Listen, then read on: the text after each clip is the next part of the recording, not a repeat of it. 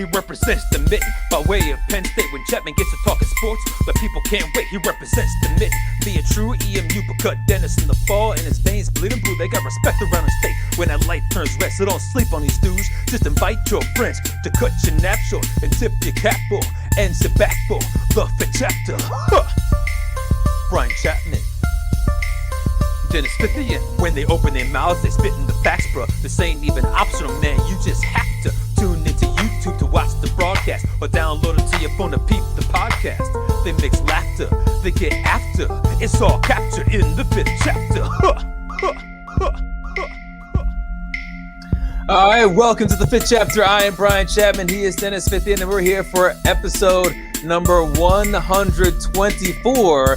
And Dennis, it looks like the Lions may have found another way to lose a game this fall because forfeits are in play if players like Taylor Decker continue to refuse to get vaccinated and perhaps cause a super spreader event in Allen Park. Tell you what, man, he's not going to have anybody to eat with. Got to stay in the hotel by himself. Got to wear a dunce cap. They got to do everything. A dunce cap. Shouldn't everybody in the organization be wearing dunce caps by now? One playoff win since 1957. That's got nothing to do with Dan Campbell. Yeah, he's gonna eat your kneecap if you're wearing a dunce cap around him. That's right. All right, we'll definitely want to thank everybody for tuning in to episode 124. Got a lot in store for you over the next 5 chapters, including a brand new expanded role for our intern, Little Brian. So if you're a big fan of Little Brian, you want to see an expanded role out of him, just wait until a little bit later on in the show because he's going to have an expanded role. So I know he is excited about that. Hope everybody else is as well. Yeah, I thought maybe we could put a poll up. Should we take the interim tag or the intern tag off? They always say pull the interim tag off. Oh, that's a good question as well. But I want to thank everybody out there who is watching on YouTube, Facebook Live, or Twitch for 5 more fantastic chapters. And also those who are listening to the podcast on Apple, Google, and Spotify. Make sure you like, subscribe, and participate in the show by sending in your feedback. You mean people that are peeping the podcast, right? Yeah, peeping the podcast. That's right. You can peep the podcast on your phone. That's where I like to peep podcasts, like the Fith chapter. If you're wondering what we're going to be talking about during tonight's show. I am wondering. Well, let's take a look at today's book. As you can see in the second chapter, the Red Wings are getting ready to make some deals tomorrow, 2 first-round picks, but also made a deal today. We'll tell you what we think about those deals as Dennis is playing around with his water bottle. No, it's like Jeff Bezos going to the moon or whatever. Yeah, going higher than Richard Branson did into outer space on his 11-minute trip. In the third chapter, ESPN is predicting a very bleak future for the same old Lions. We'll tell you just how bleak it's going to be. Is that a same old Lion? Looks about as soft as the same old Lion, Dennis. In the fourth chapter, live or not live, but I guess from Michigan or from Big Ten Media Days, we got 4 topics we want to get to that are Michigan centric, including Jim Harbaugh's death wish and a Michigan slappy sneaks into the press corps. How did that happen? And what did that slappy say? And then in the fifth chapter, Dennis and I will try to make you some money in the major wager because, of course, sports betting is legal in the state of Michigan and in many other states across the country. But, Dennis, let's start off, as usual, with the first chapter. And that takes us to the Detroit Tigers, who somehow, some way, just keep on winning. And they're a perfect 7-0 since the All-Star break. That's the best in all of baseball. And it moves them to just 4 games below 500 at 47-51. That record is pretty average, but since their 9-24 start, they're 38-27, which is pretty good. And that 585 winning percentage, if they had been doing that all season, they would have the 7th best record in all of baseball. That is extremely impressive for a team that was supposed to be so bad. And now you got hardly anybody calling for Avila to be fired. And before Tuesday's game, when their winning streak was only 4, Avila puffed out his chest when he was speaking to the fake and dishonest media, those enemies of the people. And he said this about selling at the deadline again, which is next week. Quote, "We're trying to bring in more talented players. Really, that's what we're at right now. We're trying to get better. We're not rebuilding anymore. We're building." He also said, quote, "We're actually hoping to acquire players at some point where and when it makes sense. We have no pressure to make any trades or move any salary. From a payroll perspective, we're in good shape." But Dennis, the headline was the key quote from Avila saying that they were not planning to be sellers anymore because, quote, "we're not rebuilding anymore." What did you think about that comment by Avila pre-trade deadline? Yeah, well, I mean, they're 5 years into the rebuild. It's not like he could have gone out there and saying, "Yeah, look, man, you guys, we're open for business," like he has in years past. Where, hey, anybody come out? My phone's not ringing. Nobody's calling me up. Yeah, we're heading into the 6th year of a rebuild, and everybody's available. You can say, what did you want him to say?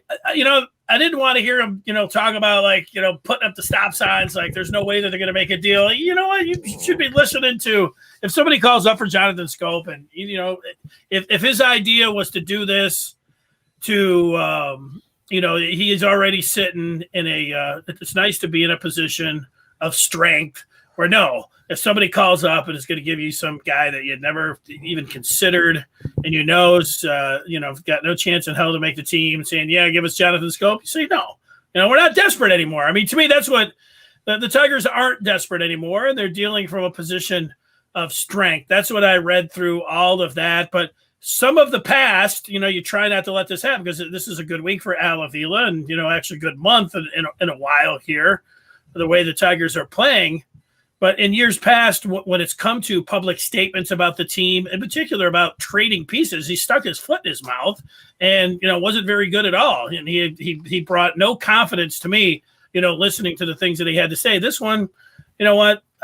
Even if I'm parsing it through there, do I think he could have said it better? If that's not his strength, going out there and making statements and, talking through the media about what's going on. But, it's okay. It was okay there, but right now, I don't believe him on any of that. I don't think any Tiger fans either, should believe them. If who's your boy that pitched the other day? If he has a couple other good outings, Peralta. Willie Peralta. Yeah, I mean, you're going to keep Willie Peralta, and somebody calls up and is ready to give you something, because they feel like he could be a piece in their bullpen. I'm going to trade Willie Peralta. It's the same thing with Scope. Yeah, I think that part of it is that there aren't the obvious big-time pieces that he's had in the past because he traded them away so many years ago and he got absolutely nothing in return. Like there isn't a Justin Verlander out there who's a multiple-time All-Star that lots of teams would like to acquire. There isn't a JD Martinez out there who could be a premium bat that could help you out as you get down the stretch. There isn't even a guy like an Upton or a Kinsler. I mean, maybe you could say that Jonathan Scope is up there with Kinsler when you look at his final year in Detroit. But there isn't that obvious piece out there that teams are going to say, hey, we'll give you like 2 or 3 premium prospects if you can just give us this guy right away. So from that standpoint, I mean, if he stands pat at the deadline, I don't think that he's going to get criticized, even if they didn't have this 7-game winning streak, because It's not like they'd be getting 2 or 3 top 100 prospects in return if he was a good general manager. So I think that's one thing to put into perspective.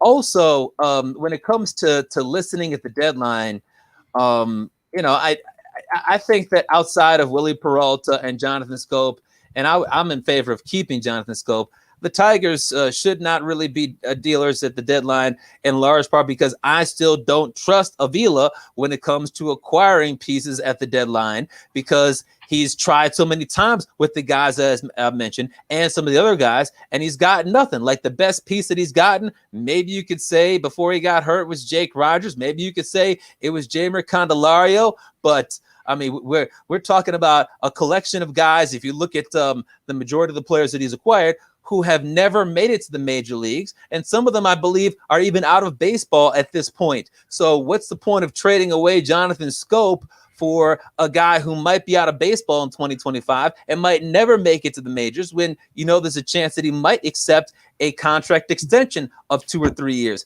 I would be much more interested in doing that. But in terms of his comments saying that the rebuild is over, that's ridiculous because the Tigers are below 500. How are you going to wave a mission accomplished flag or have a mission accomplished banner talking about the rebuild is over when you have a losing record? Now, the bar does not need to be that the Tigers are in the World Series or they've won the division or even that they've made the playoffs. But can the Tigers at least finish the season with a winning record before he talks about the rebuild's done? We've made it. We're competing for something. They've beaten a bunch of trash teams, and 7-0 against trash teams is good whether you are a bottom feeder or you're the Dodgers. But don't talk about mission accomplished and we are no longer rebuilding. You got a losing record.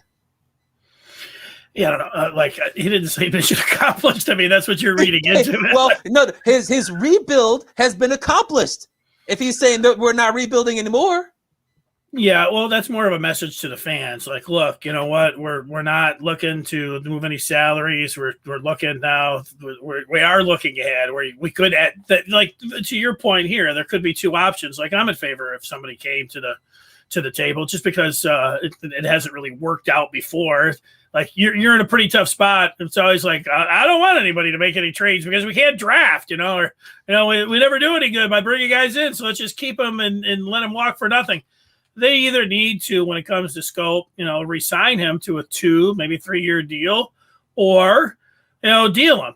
One of those two. So let's see that happen. And so that would be an indication. Of course, you didn't even have to say that, but if they come out and instead of trading Jonathan Scope, they agree to a 3-year deal, 3-year $30 million deal, you say, okay, hey, we do have a guy and we like him. Let's go get one of those number 7 jerseys.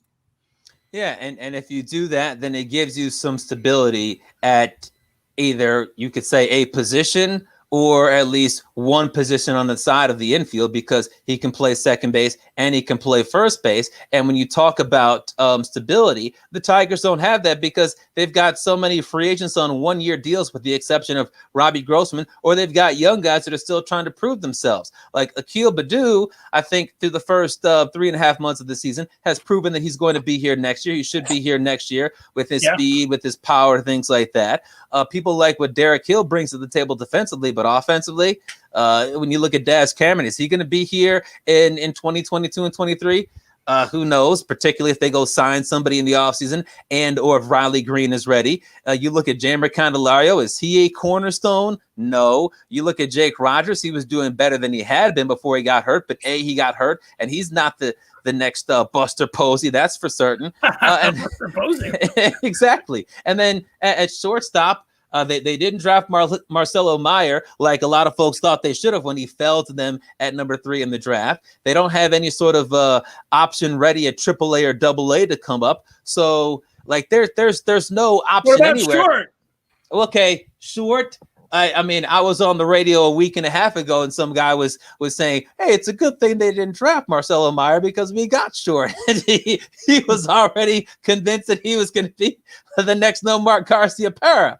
But for those that don't believe he's the next Nomar Garciaparra, he certainly has not proven beyond a shadow of a doubt that he's an answer for the next couple of years. If they get Scope to a 2 or 3 year deal, then you'd at least know that one player, along with Baddoo, is going to be here for the next couple of years. All right, let's look to if you're tuning in and you're watching now, like the hundreds or thousands. I don't have all the numbers in front of me, but you can join in on the show by just if you're on Facebook, go ahead. Like you see, Jelinek is here. He's left a message saying welcome in and telling us what's going on about the Tigers being hot. We'll read your message and we will talk about what's happening here. And we do have a Stark coming in saying all of Detroit teams are on the way up. Maybe, for sure the Pistons are. For sure the Tigers are on the way up. So the Red Wings, they have, I think you make a case they're on the way up too. I would agree with that. I don't know if the Lions, how many wins did they have last year? Oh, is it 3 or 4? It was 4 or 5, something like that. Not many. Yeah, they were picking pretty high, in the draft. I don't know. 7th pick.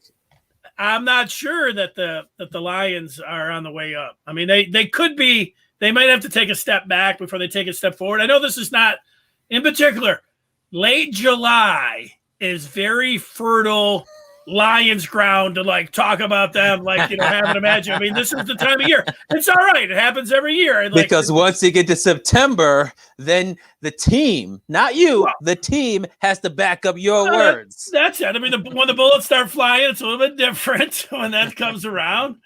Jelinek doesn't believe it, with the Lions. Stark saying if Rodgers leaves the Packers, then things are wide open. Not for the Lions. for the Bears and the Vikings. Yeah, I don't think things are wide open. Do I think that they could split with the Packers? They might be able to do that anyways. I don't think it's wide open where the Lions are going to win the NFC North. But again, I mean, it's July. Those are the kind of things that people say. And, I'm all right with that. So someone like Zach can say, you can't prove me wrong for 6 weeks, so I'm going to say whatever I want. Yeah, it's fun, when you can sit around for 6 weeks and, feel like you're right, so there you go. Stark's in here, man, on the chat. He's like, why do we have to trade? Fith, I question that. They don't have to trade, Stark. When I'm talking about, they don't have to. But what I'm saying, when it comes down to scope, maybe they want to re-sign him. I don't think that would be the worst thing in the world if the Tigers came out over the next month or so and they agreed to keep Jonathan Scope on a 3-year deal. I like him. He started cold this year, but you know what? He could be part of the team. There's not a lot not to like about him. He's a good player, so I like that. But he's also a rental player here. So if there is a team that's coming to the table and giving you a prospect, a top 100 prospect or something, somebody gets hurt, they need a second baseman, and they, go to the Tigers and they want Jonathan Scope, and there's nothing to say that the Tigers can't say, look, Jonathan, here, you got a chance to go play, go compete for a playoff spot. I believe us. We've got a 3-year deal for you right here in our back pocket. We'll be coming right after you. It doesn't, as Chapman pointed out the last time we talked about this, it doesn't happen a whole heck of a lot, but it has happened and it could. So they're in a position of strength there. They don't have to just put him out there. So I'm not saying that they, deal him for sure, deal him for anything. Yeah, they don't have to trade him. And I would much rather take my chances with trying to sign him and getting that stability at either first base or second base or platoon him for the next several years, as opposed to Avila just trading him away for the 4th best prospect in somebody's system, which, they might have altered the ranking and said, oh yeah, he's our 4th best prospect, when really he's like their 10th best prospect. And Avila goes, oh, okay, he's a great prospect, I'll get him. And the guy never makes it to AAA. And never does anything. I would rather take the permanence than the big question mark. When it comes to Willie Peralta, though, he gives you 1 or 2 more starts with him pitching like he's going to be the Cy Young winner or something like that in the AL, then take whatever you can get from him, because he's 32 years old. He didn't pitch last year. He had an ERA close to 6 in 2019, and he's not this good. Just trick one team into thinking that he's decent and get that prospect and wish him good luck. All right, here's a GM Gaines talking about the Patriots and Warriors. I don't know what's that. Here's Keith. What's up? He's not totally shocked that they're running 500, although I don't think they're going to finish above or at 500. Tell you what, if the Tigers get to 500, I'm ready to throw a party.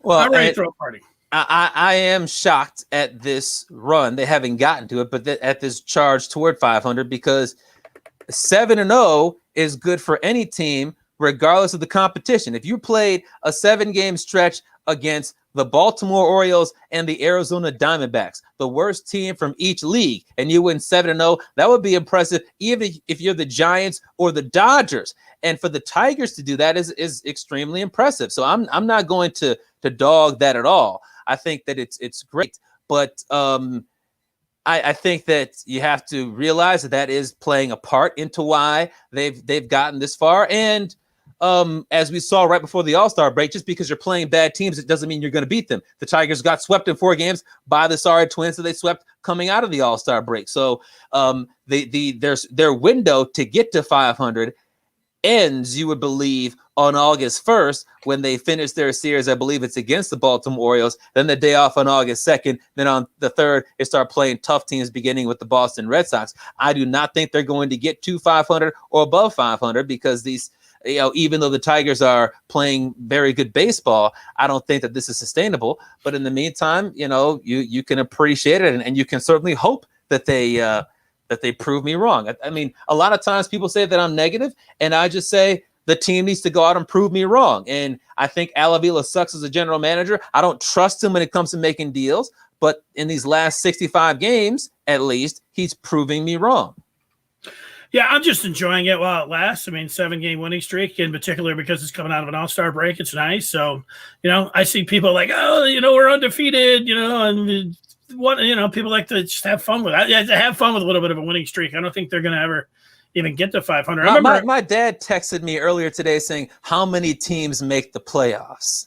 And I knew exactly what he was referencing. At that time, 6-game winning streak of the Tigers. Way too premature for that. The last time, and it's been a while because I remember Castellanos was on the team and my dad was alive. It was a couple years ago, and I was going down to see him. And the Tigers, it was right up until Father's Day. They had a chance. They were going down to Cincy, and they had Fulmer and Boyd. When Boyd was pitching well, and so was Fulmer, they had a chance. They got, I think, within 1 game of 500. They're going down to Cincinnati. Man, we were watching these games like, oh, man, this is going to be it. And if they were going to get above 500, to me, that was going to be a big, like, okay, man, buy in. Let's really, get behind it. Let's even talk more. And let's, they validate. You validate yourself, if you're able to do that. If the Tigers were able to get to 500 and then even finish 5-10 games below, I mean, if they got to 500 anyway, I don't think it's going to happen, but it would be exceptional. It would be awesome, just like the 7-game winning streak has been here.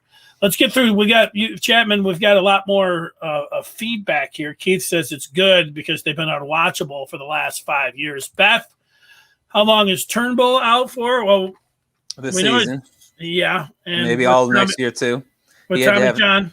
Yeah, not just Tommy John surgery. They one of the tweets that I saw said that he had deterioration in his elbow. So it's not just the ligament, it's also whatever else was deteriorating. Maybe it was just the ligament that's deteriorating, but I've never heard of the term deterioration being used in relation to Tommy John surgery. I don't know, but guys have been able to come back and have been just as strong with Tommy John. It's not quite the death sentence it was a couple years ago. Keith still thinks Avila's a bad GM and would be better if we had he doesn't mean Exposito.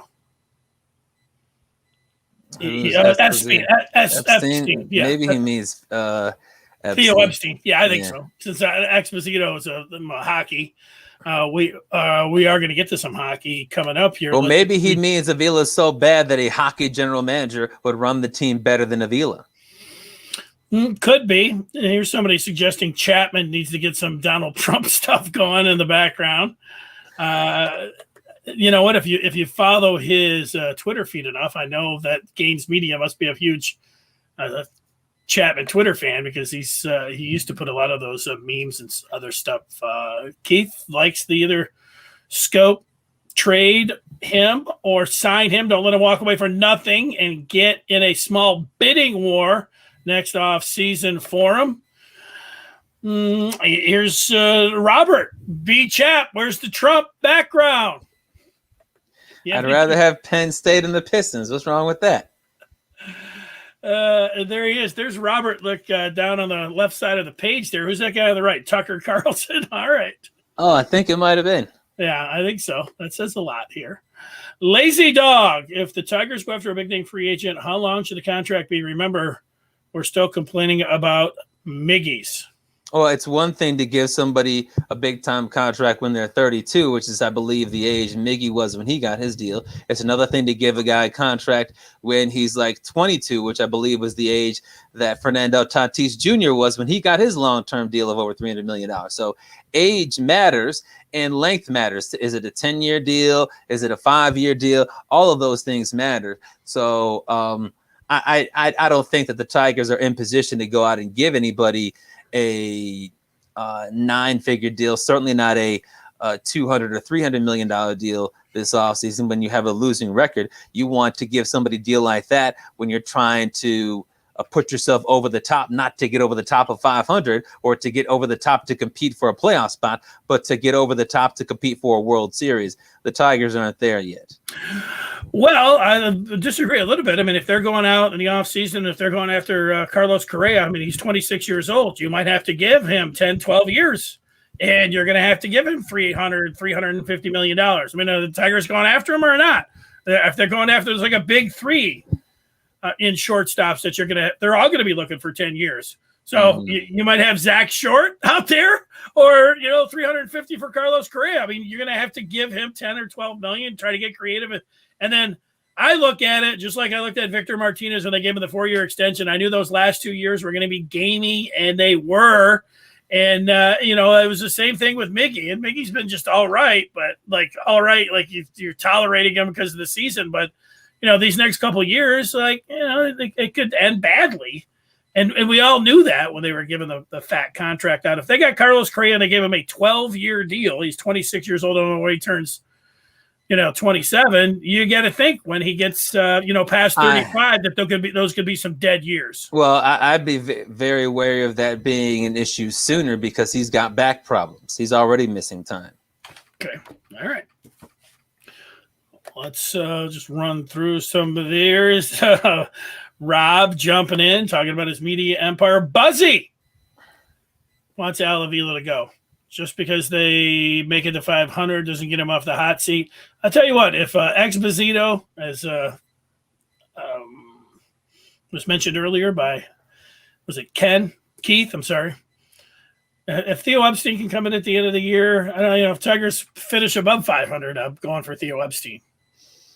Yeah, there's no wrong time to go after Theo Epstein, unless like Al Avila can get this team to 90 wins, which is not going to happen. There's no wrong time to go after Theo Epstein, and I'm still not in favor of Al Avila either. If somehow this team finishes with at least 82 wins, I would back off the fire Avila stuff, but I don't see that happening, especially once the calendar turns to August. I think if you're a Tiger fan and what Lazy Dog's saying, just 7-8 years max and then a shortstop free agent deal, that's all right. And I completely understand that. And maybe that's where Al is as well. And Chris Illich, you're not getting one of those big time free agent shortstops. Mm-hmm. You might get who's the shortstop for Minnesota? Simmons. Simmons. Well, here's what a guy like that might do. If they're in their mid-20s, they might say, I would like a 10-year deal with an opt-out after 5 or 6 years so that I can opt out and go from $30 million a year to $45 million per year, especially with inflation. Yeah, but that's not really a 7-8 year deal for the Tigers. It'd be a 5-year deal for that guy who's got an escape hatch. Well, I mean, that would be closer to what Lazy Dog was requesting. What do you think Trevor Story's going to get? You ready to throw a lot of money? You ready to throw 8 years and $300 million, plus at him? He's going to get a lot of money. I don't know about $300 million plus, because then you're talking about $40 million a year. But and he's a star player, but not a superstar. All right. Let's turn the page to the second chapter. Well, big night tomorrow night in the NHL. NHL busy this week with the Seattle Kraken having their expansion draft. And then tomorrow it is the 2021 NHL draft. The Red Wings sitting there at number 6. And they also have a second first-round pick coming up later on 23 in the draft. That's right. So, Chap, there's a few things that we know for sure about the NHL draft. We know that the 2 guys from Michigan, there's 3 guys that are probably end up in the top 10.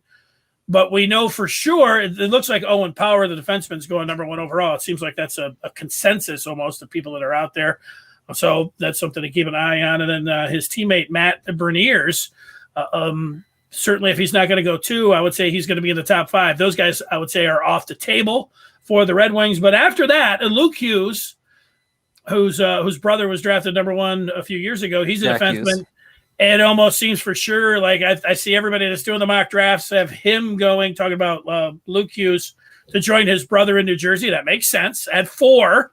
So I don't think he's going to be there. But they're talking about there's 3 or 4 defensemen that are locks to go in the top 10. So I would look at one of those top 4 defensemen. And then, at 6, the Red Wings could go defenseman. They could go with the center, McTavish. I see his name popping up a lot. And then I see a goaltender named Jesper Wallstedt could also be in the cards here for Steve Yzerman. So, not trying to say, hey, they could go anywhere, but they could go anywhere with that pick at 6. And especially when you see Yzerman's track record, he doesn't go, you can look at all the mock drafts and you're like, wait, where's this player that Yzerman took? Way over here.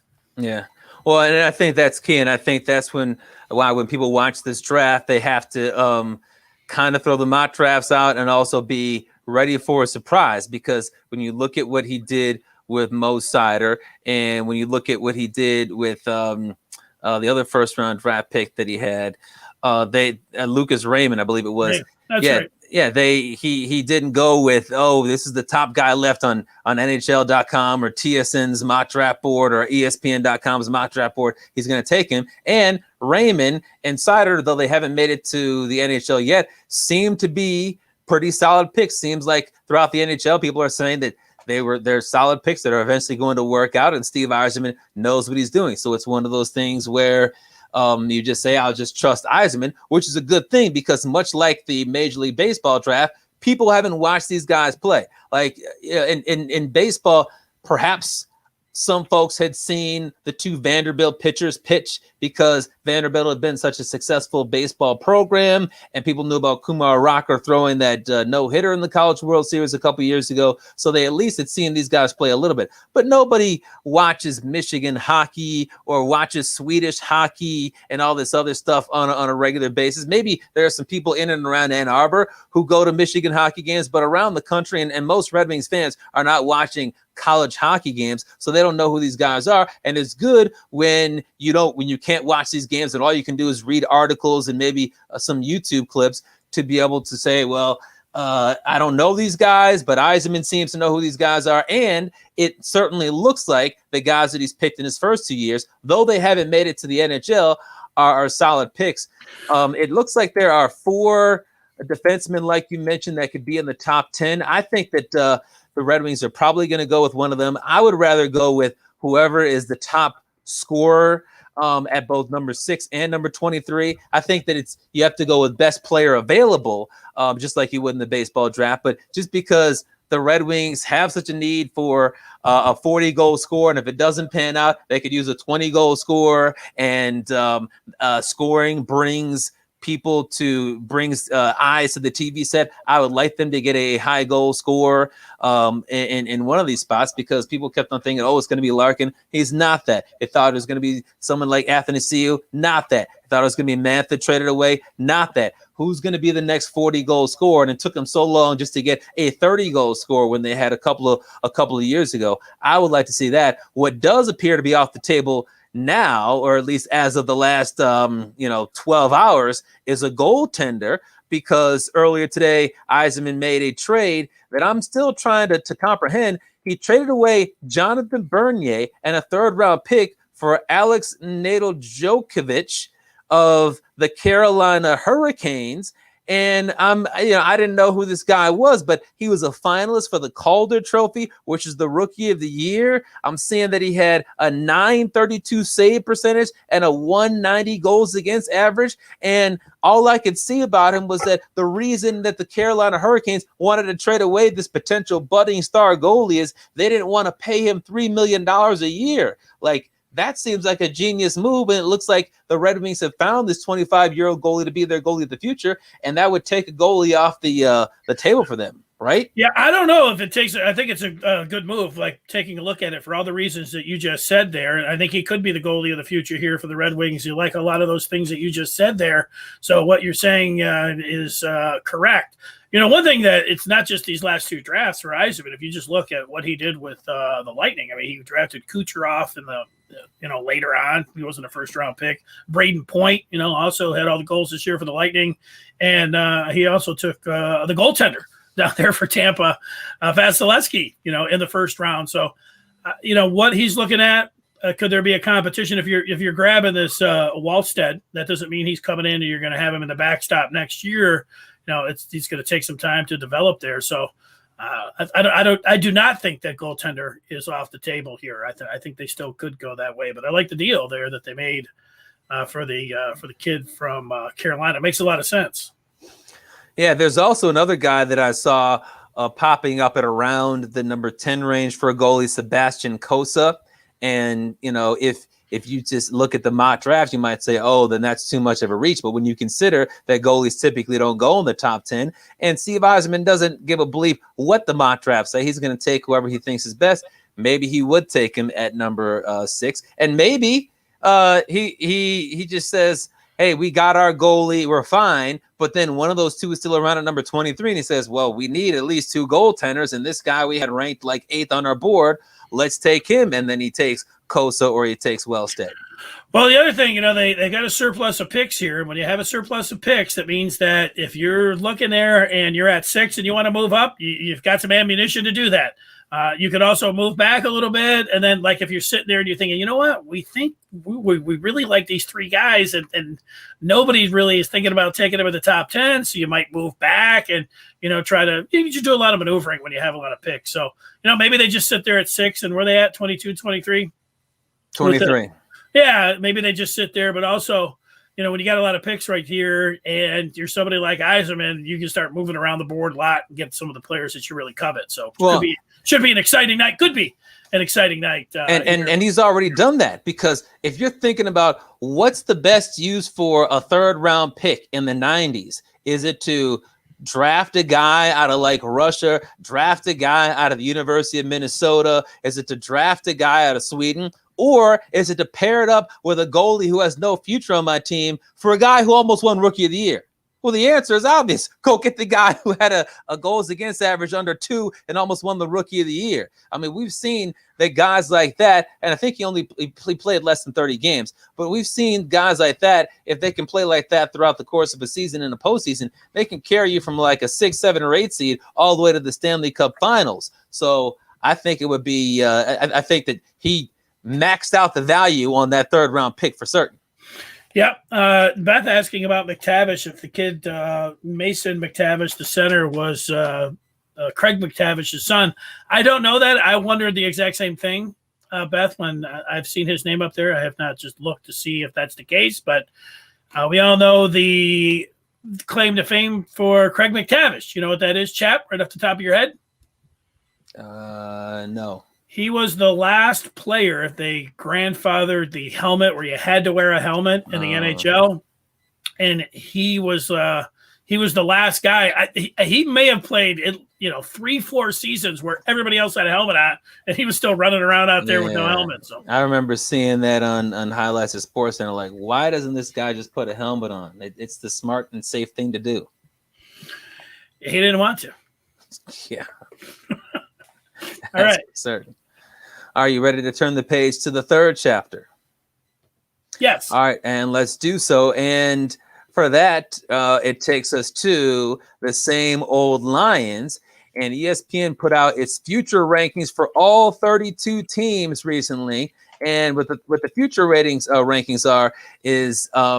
it ranks every team based on how they're going to fare, not just over the next year, but over the next 3 years. So from now through the end of the year 2023.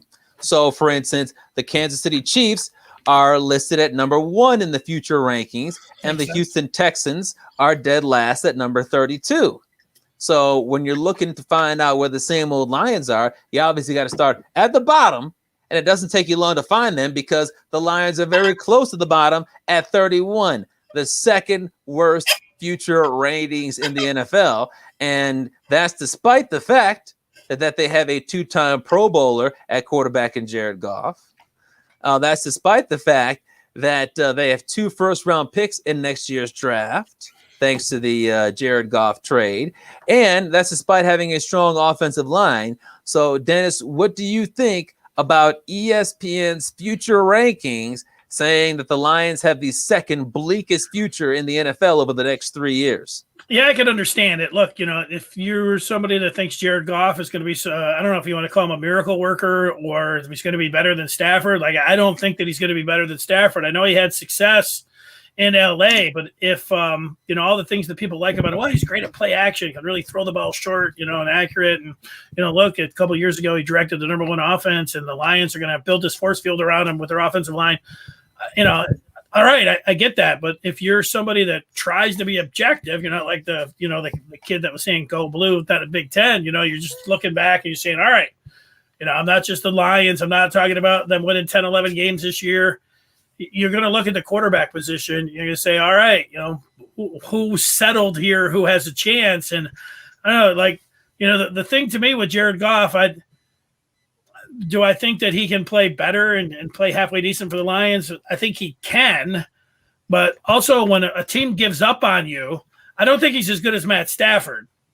And Matt Stafford was here, and the Lions, the thing about everybody like, oh man, they're putting all the resources into the offensive line. This is the way to do it.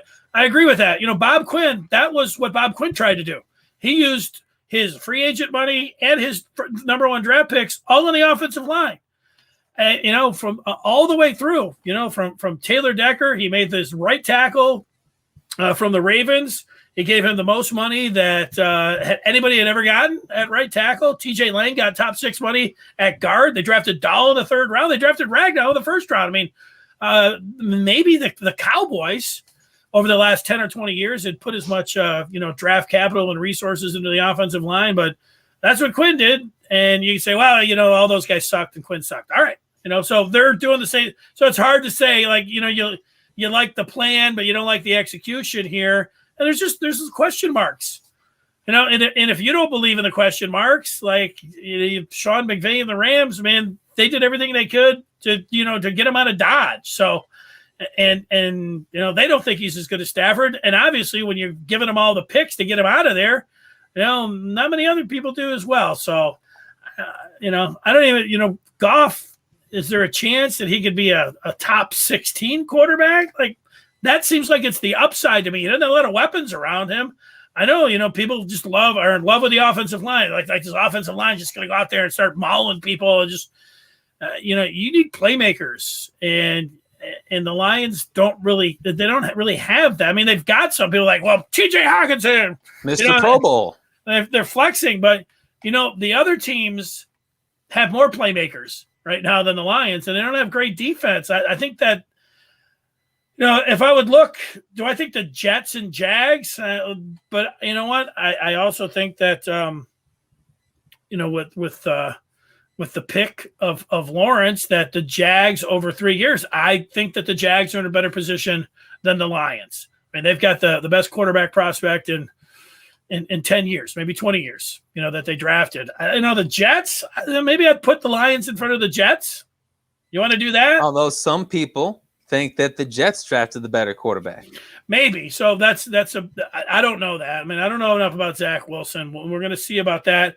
And the Eagles are a question mark, like with what they got Hurts at quarterback. I know the Raiders look a little dicey here. Maybe you can put the Lions in front of the Raiders. The Panthers, they aren't really doing anything. I'm not putting here. the Lions, the same old Lions, over a team coached by a former Super Bowl champion. Even though Gruden doesn't look like he's going to win with the Raiders, he's won a Super Bowl. And the biggest accomplishment for Dan Campbell is winning a press conference. Well, I don't think, I know there's a lot of Lion fans that are just automatically like, oh, they're just trashing us because we've been bad before. And historically we're bad. So they're That's just part of it. There. I think that is a little bit part of it, but the other part, when you take a look at the question marks that the Lions have here, you want to put the Eagles, at 31. You want to put the Panthers at 29. You want to put the Jets at 28 and put the Lions at 27. You might be able to put them at 27 and 26. That's if you're really optimistic about, hey, I think Goff's going to have a big bounce back and this line's going to be awesome and the defense can't be much worse. I mean, you're not getting much lower over the next 3 years right now. with Goff at the helm here, at least forecasting it, I have a hard time putting them, and that's reaching, putting them lower than 28. Yeah, I think that 31 makes sense. I would probably put them at 32 because when you look at the Houston Texans, while quarterback is a big question mark because Deshaun Watson's dealing with all these legal issues. If he plays, and I don't know that he's going to be banned from the NFL forever. If he plays, then he's a top 5 quarterback in the league, and that's better than what the Lions have. Even if Jared Goff turns back into being a Pro Bowler, he's better than that. So that would immediately put them ahead of the same old Lions.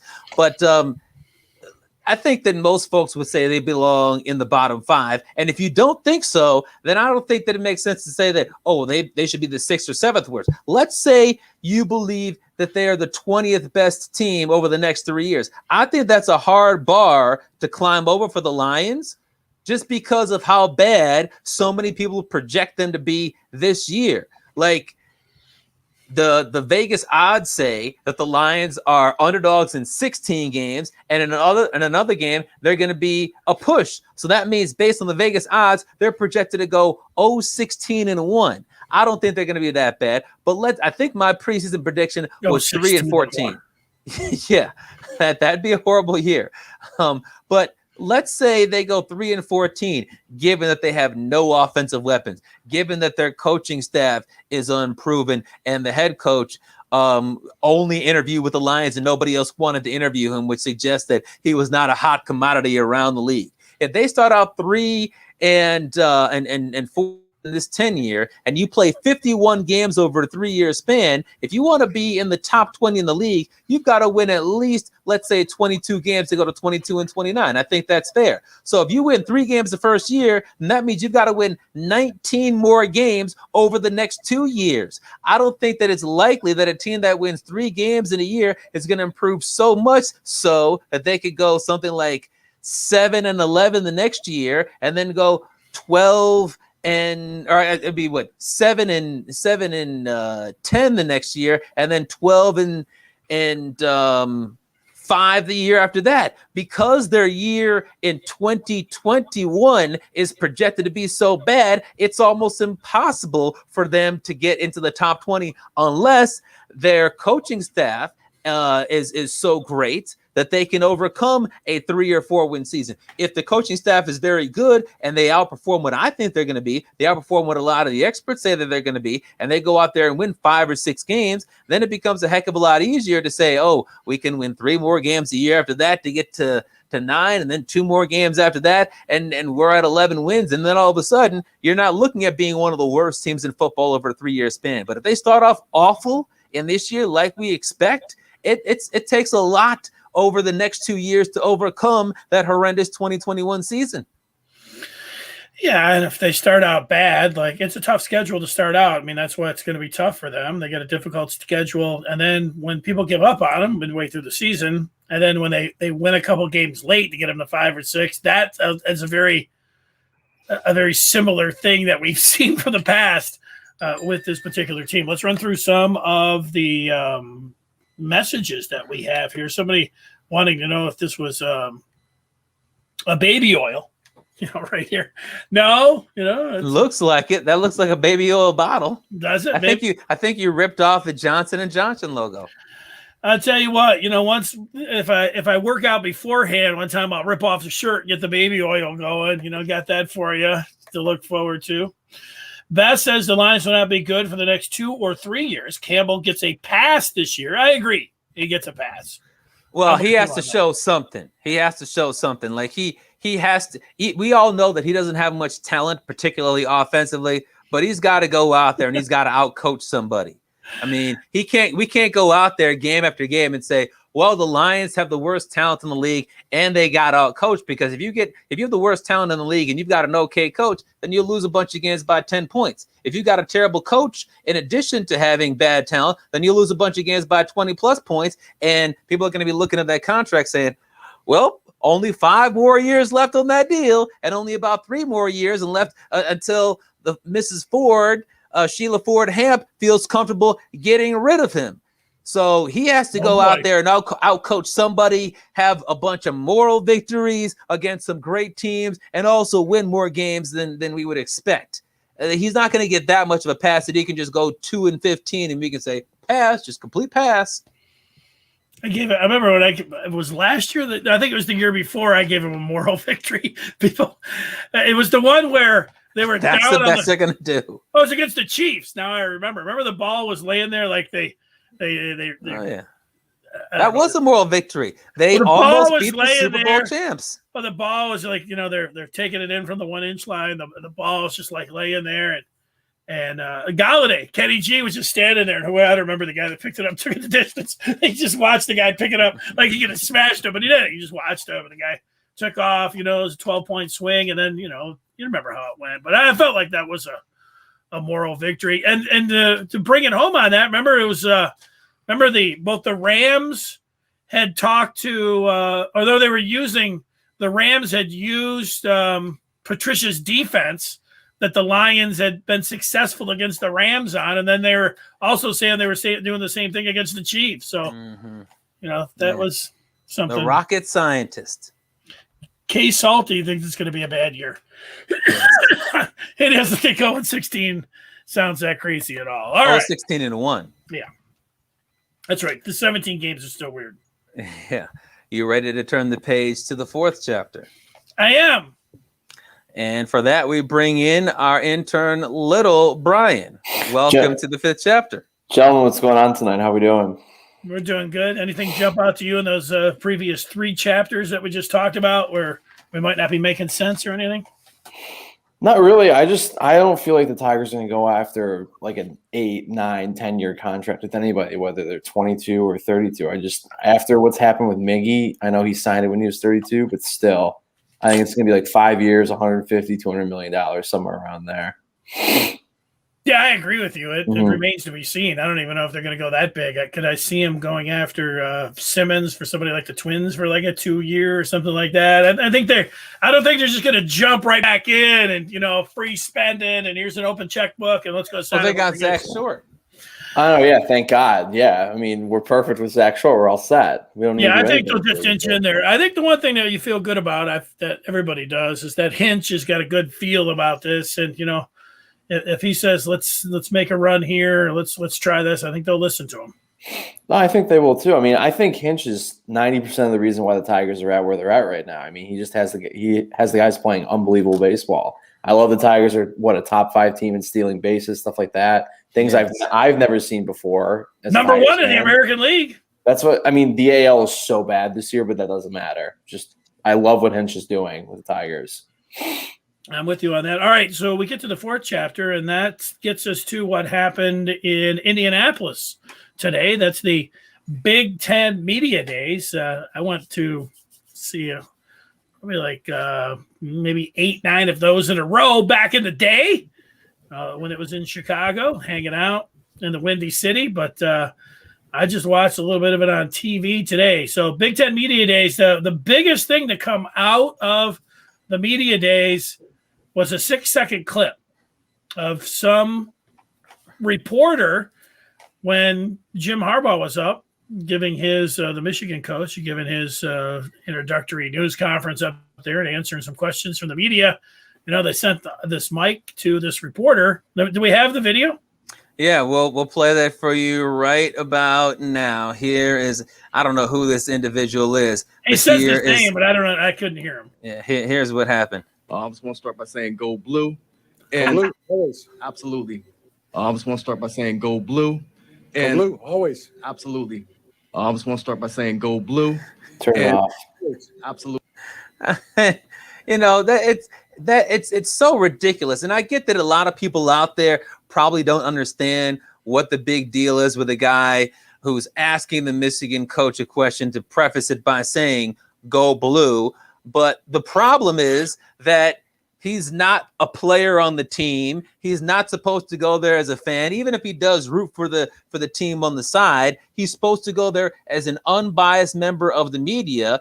And there's no need to put that in there before you ask the question. Like, he's not going to go to say, to Ryan Day, I just want to preface this by saying OH. He's not going to say to Mel Tucker, I just want to say go green. He's not going to go to James Franklin and say we are. It's just not going to happen. And you never see any real journalist say that. You're not going to see Tom Rinaldi say, hey, thanks for joining us, coach, go blue. It's unprofessional. It sounds like he's a fanboy, and crap like that should not happen. You should get your media credential revoked for saying smut like that. I went to Penn State's journalism school. We would have been laughed at. That was never taught, to go to a press conference and start off by saying go blue, we are, hook 'em horns, any of that smut. What do you think, John? I think that's two things. A, it's just unbelievable, and it's just so bad to see. And of course, it happens with Michigan. I just want to start by saying go blue. It's not Dan Leach. That's good to know. It is not Dan Leach. But I just feel like I just retweeted something on Twitter saying that some kid asked Jim Harbaugh, like, if Joey Chestnut, if competitive eating is a real sport. Jim Harbaugh has never been asked a real question in his time at Michigan. I just feel like that man gets off the hook so easily in so many different ways. I hate seeing stuff like this. It's absurd. I like the first comment that when I looked under the video, it said, I didn't know Wojo was black. The guy said, which I thought was funny. I just want to start by saying go blue. I think the one thing is that, that almost everybody that's in the media is a homer to some degree. But when you're a journalist that, gets a degree in journalism, goes and works for a paper, you're supposed to be impartial. And they really preach that to you. They don't want somebody to be like this guy right here, saying go blue. They want you to sit in the press box and not cheer. And, if you're out there cheering, that could cloud, your judgment on what you're writing and everything else. But what you find in the media right now, they're writers and they're reporters. But for the most part, there's a lot of people that there's nothing wrong, work for shows like this, working on websites that really are just fanboys. And there's two instances that I think of. One is that a couple of years ago, there was a guy, I don't know who he was, but he was wearing a tiger hat in the post game, and he was over there asking questions like, hey, how'd you think we did tonight? And I think how'd you think we did tonight? Well, and I remember talking to the media relations guy afterwards, and he said, look, there's no rules. Like people are saying, Polish press credential. I remember going, it was Rick Thompson was the guy, and Rick, who works for the Lions or the Tigers, I think he still does. He said, look, there's no rules on what you have to wear or how you're asking questions. Like, but people, especially if you are a media relations guy and you know that the person asking the question is a fan of the team and he's going to give a softball question to make your team look good, to make your employer look good. Yeah, but that's not right. No, well, it's not. I mean, it's like the newspaper. Like if that was Wojo, who is supposed to be impartial, if he was over there saying, "Hey, Jim, go blue," then it would be. Then the Detroit News might reprimand him and say, "Hey, you can't do that." But it is start by saying go blue. It is a bad look. But you know what? I've been to plenty of Michigan news conferences back in the day where I would see people like sitting there wearing Michigan hats to the press conference, like, hey, Jim, and it's like, all right, that's, and that happens all the way through. You're supposed to at least have the appearance of, trying to be impartial. But I know there's a lot of to Pistons games, for example, where they have, a reporter for the team website.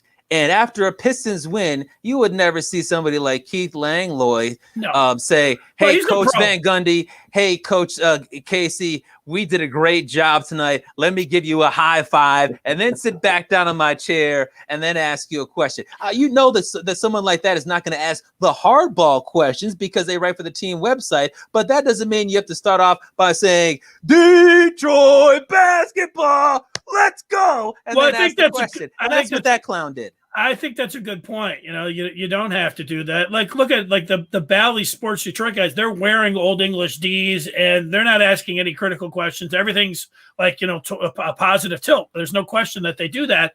But even when you get Trevor Thompson in the postgame, Trevor Thompson's not, saying we and, saying go or Tigers. Johnny Kane. No, although you could say that they do say, hopefully we will be talking about a big Tiger victory, But that's different than saying, hopefully we will win. And then after the game, I will give AJ Hinch a Gatorade shower. That's what this dude wants to do. He wanted to give Harbaugh a Gatorade shower, and he wanted to go climb trees with him. I know. You know what? I remember back when I worked in Ann Arbor a long time ago. I was going to start by saying go blue. We had these station shirts that we wore for our pregame, and they were the exact same shirts that the Michigan coaching staff wore. I mean, they were maize and blue. And so we're all wearing them, in the pregame. I brought another shirt to wear in the press box. I didn't want everybody else in the press box, to see me wearing like the same shirt. I'm not on the coaching staff, but I got that we wore them. But the program director at the time was like, he's like, I want you wearing wanted me to wear the Michigan shirt in the press box. I was like, the colleagues kind of, busted my balls about this a little bit. Like, can I just wear another shirt? But they wanted the appearance of they wanted to be homers. They are homers. Yeah. So. Did we ever figure out who this guy is? Like you said, we heard his name beforehand or what? He said his name in one of them. Go blue. I didn't understand what he was talking about or how he got his press. I don't know what the policy is, how you end up getting credentialed for that or not. But look, man, when you look at the vast majority of the websites that cover like the teams they're called things like We Are Penn State, .com, and 11 Warriors for Ohio State and stuff. Yeah, like I mean that. these guys, a lot of them are graduates. They're totally into the team. They write. You're either positive or negative. I mean, they're giving it a positive slant. So. And they probably wanted to work for ESPN.com. It didn't get there, and stuff like that is probably why he's not going to get there when he goes to the press. Like if people from ESPN.com or FS1 or somebody sees a clip like that, they'd be like, yeah, you're not going to represent us professionally if you're going into press conferences talking about, go green, go white, and go blue and boiler up. Yeah, it's different though. Like you work, like let's just say on radio, like the radio guys for the most part. I mean, there are some guys that are writers and are journalists there, and they claim to be impartial in that. They try to be, but the vast majority it's just entertainers. Like guys are going in wearing Penn State shirts, and there's a guy nationally. I like what he does on the radio, but his name's JT the Brick. You guys probably know who he is, but I like JT him. the Brick's always like he'll be interviewed. He'll wear a Yankee shirt. And then he's taking his son to the Yankees game, but he's using his media credential to go down and hang out outside the locker room, so he can introduce his kids to some of the Yankees, which, crosses the line to me, but he says it right on the air. Yeah, I went down there and got a signature from CC Sabathia from my kid. It's like, you know what, dude, you're not even looking. That's not the way you're supposed to roll when you're in the media. If you want to go down there and wait outside, like, the other fans outside the ballpark. With the groupies.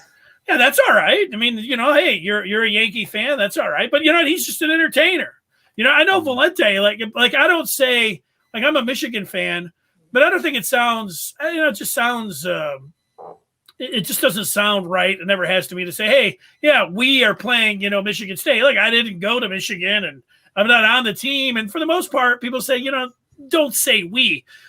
Mike's always been like, look, let's stop with the false pretenses, man. I'm not a journalist. I'll say we, and I think he does. I don't know if he does anymore. He used to. He does it sometimes. But, he's like, look, I went to State. I love him. Everybody knows that. I'm going to say we. Well, I say we as long as I'm not on the air. If I'm doing this, if I'm on the radio, I'm going to say Penn State. But if I'm talking to my Penn State friends. Yeah, it's just, I'm supposed to try to have some sort of credibility. If I'm talking about we, like I'm on the team, it I think takes away my credibility. But when I'm talking to my Penn State friends who are alums, I'm going to say we. Are those websites that we talked about before, like the fan websites, allowed and stuff like this or not? Yeah, I think if really? they put out, especially if they, I think the way that they get in there, they do like preview magazines. And if you have the magazine, I think that's what gives you the ability to get in there. Like if we send a Fith chapter credential for the upcoming football season, I don't think they would give us one. But I think if they might. I think if we put together a football preview magazine, I think they might be obligated to do that. But I'm not 100% sure about it. We should try to get into the Lions games then, the press box, the fifth chapter.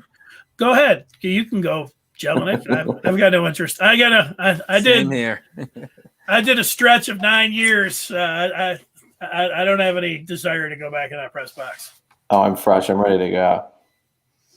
All right, you guys ready to turn the page to the fifth chapter and make some money? Yeah. All right, let's do that. And that takes us to the major wager, where we try to hook you guys up with some sports betting advice. As, of course, sports betting is legal in the state of Michigan, not just inside the casinos, brick and mortar casinos, but also on the cell phone via the apps. And we'll start off with little Brian. Remind us of what you bet on, whether it was on Tuesday or last Thursday when you were on with Dennis, and what you're thinking about for tonight. I bet on Tuesday about the Bucks money line and the points for Game 6. So that one hit. However, I am no longer betting actual money. I got yelled at by my girlfriend, and I suck at it. So Wait a second. You're a grown-ass man. You're making big bucks. If you want to make now, were you blowing money that you could be spending on romantic dates with her, as opposed to making lots of money that you could be using to spend on more romantic and luxurious dates? Yes, the date thing, like nice dates and dinner, all came up, and that's what she said. She said I should have been spending my money on her and not me. So well, it's an investment if you're making money, and if you're losing money, then she probably makes sense. So you were going out there blowing money, and we shouldn't be paying attention to your advice? Oh God, I've never once said you guys should pay attention to my advice. I'm terrible at sports betting. But this is what the major wage is about: giving what we believe to be as accurate sports betting advice, so that we and people out there can make some money. Listen, I started off real high with points bet, and then it slowly just deteriorated each week. I was really going hard on the Suns, and they just forgot how to play basketball and just got owned by the Bambis. So, yeah, here we are now. However, I am going to take the Giants money line with Dodgers tonight, and I'm feeling over 8 runs. So I'm feeling good about that because the first place Giants in the NL West. I'm ready to go, man. Okay. All right, Dennis, what did you bet on Tuesday as a reminder, and what are you thinking about for tonight? I picked Milwaukee as well. I laid the points. I thought that they were going to get it done, and they did. So I came out a winner there. Yeah, basketball is tough to bet. I was cruising and feeling pretty good until I got into some of those point totals with LeBron, and then doubled down on him, and I tried wading in there again and doing some of that, and I wasn't having much success with the personal player totals. But yeah, I mean, it's tough. A lot of times, I feel like flipping a coin when it comes down to it. We're officially retired for football season. I'll be coming back for football season though. So yeah, well, football season. I'm definitely.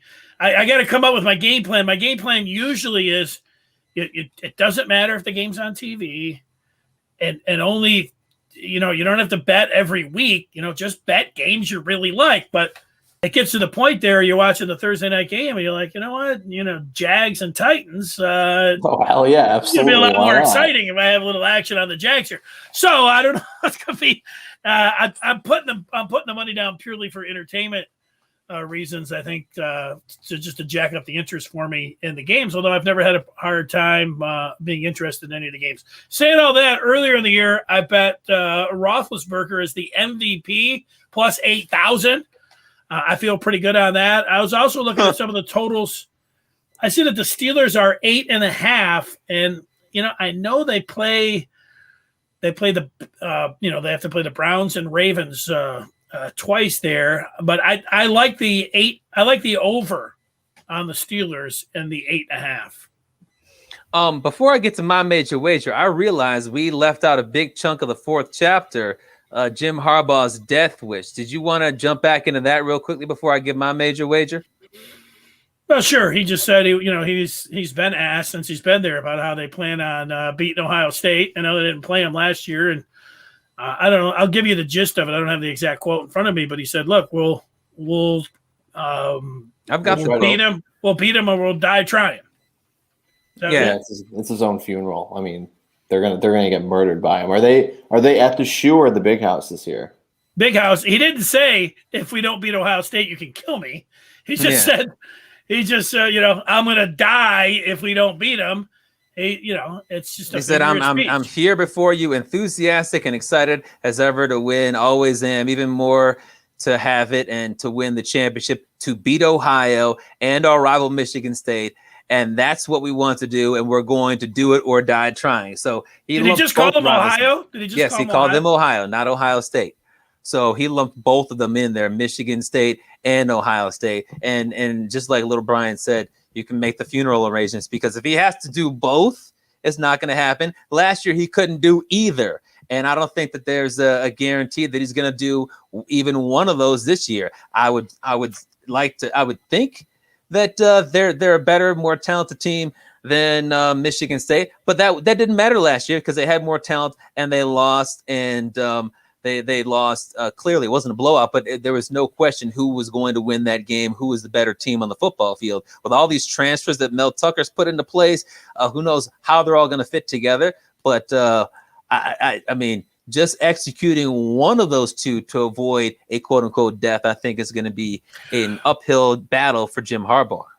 Well, if I'm going to use the line about dying, and just continue that, the Michigan State game is a must win. So if that would be a nail in the coffin of Jim Harbaugh and being a head coach at Michigan, if somehow Michigan would lose that game. He sounds a lot like Lloyd Carr back in the day used to say. He talked about, Harbaugh talked about, walking to the top of a mountain. That was the 97 theme for Carr. And Carr used to say, we're going to run the ball or die trying. So they're going to try to beat Ohio State or die trying, So going back, taking a former coach's, maybe some of his lines. I think he was actually quoting 50 Cent, whose debut album was Get Rich or Die Trying, an absolute classic.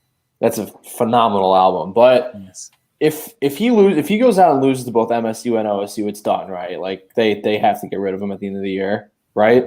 If they lose to Michigan, I think if Michigan loses to Michigan State, that he's done. Yeah. Okay. All right. And also think about what that would mean for Mel Tucker's early tenure at Michigan State University. Well, I know you don't want to. It'd be awesome. But to start out 2-0 against Jim Harbaugh against Michigan, when that is their biggest game on the schedule each year, when they obviously have less talent despite the transfers that have come in, that would be a heck of a start to his tenure. I'm really hoping the Spartans come back. I don't know if Rico's down in Indy or not, but he's working and everything probably during that. But I would love to see Rico with that MSU chain get on there and give it a go green, Mel. Hey, how'd you guys do it last year? We played really well this week. Yeah, great job, Mel. How's the golf game? You're looking good. Yeah, let's go offer some sandwiches after your press conference. How many are we going to beat them by this year? That's right. Or you could do one of those things that Buckeye fans like to do. It's 8:42, and who still sucks? Michigan. Oh, I like that. I'm gonna start saying that now. I don't like. Well, yeah, it's 8:42, and Michigan still sucks. That's what Ohio State fans love to say. All right, now let's turn the page back to the fifth chapter so that I can give you guys my major wager. And if you guys remember on Tuesday, what type did I bet? I bet on a couple of futures bets, one on the Braves to win the NL East and one on the Phillies to win the NL East. And in the last 2 days, the Braves are still 4.5 games behind the Mets, and the Phillies have dropped to 3.5 games behind the Mets, but there's still plenty of time for that to play out. Today, I was thinking about going back to the UFC because that's been pretty good for me, but it takes a lot of time to do the research to get those picks right. And I started on my research, but didn't have time to finish it. And then I started thinking, well, I'm not going to go to baseball because I'm done with baseball, perhaps for the season, but certainly for a long time because that's not been working out. But I told everybody out there that when it came to the Olympics, there was something very easy to do, and that was to pick that was to take the points on whoever Team USA's men's basketball opponent was.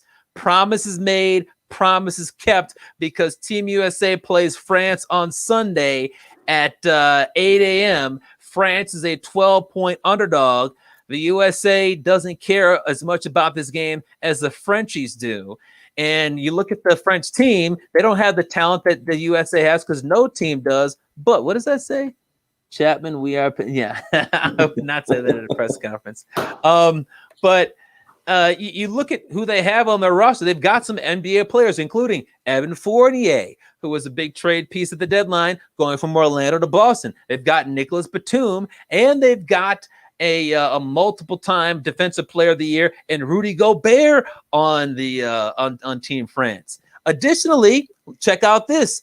America could be shorthanded on Sunday's opener as Devin Booker, Drew Holiday, and Chris Middleton were playing in the NBA Finals on Tuesday, and they're still in the United States. They have a private plane, according to ESPN, that's going to be leaving on Friday, tomorrow, for the game that's going to be taking place at 8 a.m. Eastern time on Sunday. So maybe they'll be ready to play. Maybe they won't. There's only 9 players in Tokyo that could play if they had a game right now. I'm taking Team France, and I'm taking those points. And I also place a small amount on them to get the win outright at plus 550.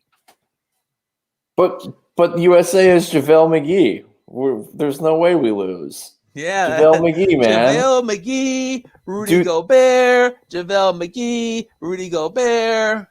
JaVale Take McGee those has, points. McGee They has can't these- beat Nigeria and they can't beat Australia. Take the 12 points. I'll give everybody the impersonation of Chapman if he was if James Franklin was up at the podium.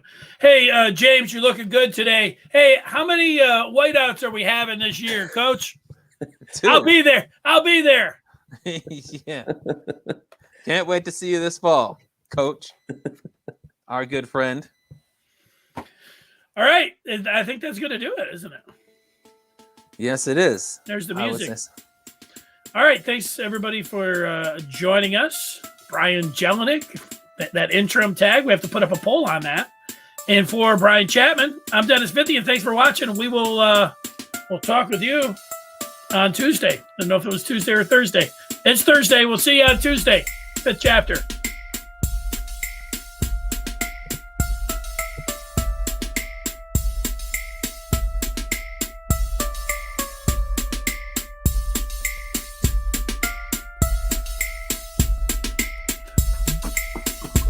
He represents That's the mid. by way of Penn State. When Chapman gets to talking sports, the people can't wait. He represents the mid. Be a true EMU, but cut Dennis in the fall, and his veins bleeding blue. They got respect around the state when that light turns red. So don't sleep on these dudes. Just Don't invite sleep. your friends to cut your nap short and tip your cap for and sit back for the Fifth Chapter. Ooh. Brian Chapman. Dennis Fithy, and when they open their mouths, they spit in the facts, bro. This ain't even optional, man. You just have to tune into YouTube to watch the broadcast or download it to your phone to peep the podcast. They mix laughter, they get after. It's all captured in the Fifth Chapter.